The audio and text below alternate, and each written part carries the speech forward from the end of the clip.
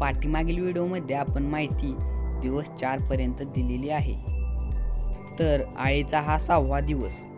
5व्या दिवशी आळी संपूर्ण दिवस मोल्टवर असते.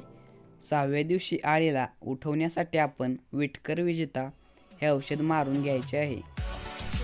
व्हिडिओमध्ये दाखवल्याप्रमाणे सगळीकडे हे औषध मारून घ्यायचे.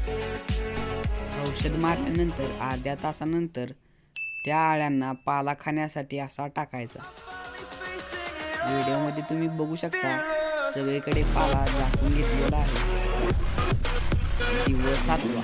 6व्या दिवशी आळी संपूर्ण पाला खाऊन संपवते आणि 7व्या दिवशी आळी थोड्याफार प्रमाणात मोठी दिसू लागते. मोल्टचा दिवस जर सोडला तर प्रत्येक दिवशी सकाळी आणि संध्याकाळी दररोज पाला घालावा.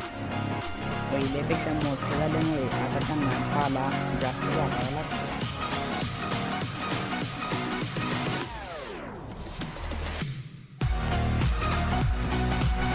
दिवस 8वा.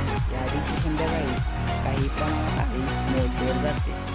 बाकीच्या आळ्यांना आपण पाला घालायचाच असतो. आणि दिवस 9वा म्हणजे त्या दिवशी आपली आळी संपूर्ण मोल्टवर जाणार असते.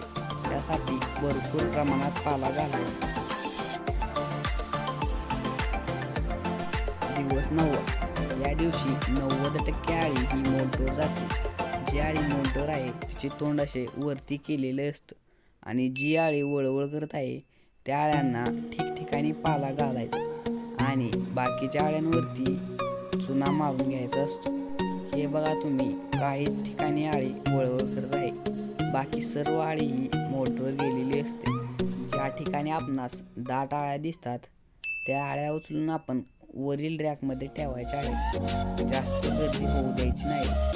अशा प्रकारे गर्दी झालेल्या आळ्या वरील रॅकमध्ये ठेवायच्या आणि त्या ठेवताना विरळ ठेवून घ्यायच्या आहेत. 4था मोल्ट हा 48 तासांचा असतो, म्हणजेच 2 दिवसांचा.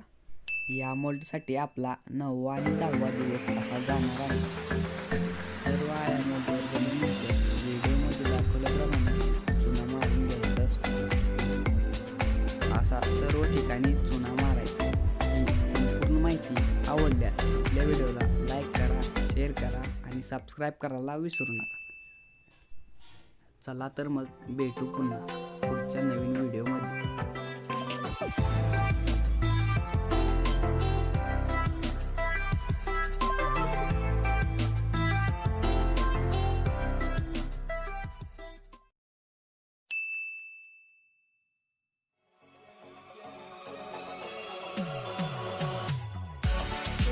Yeah.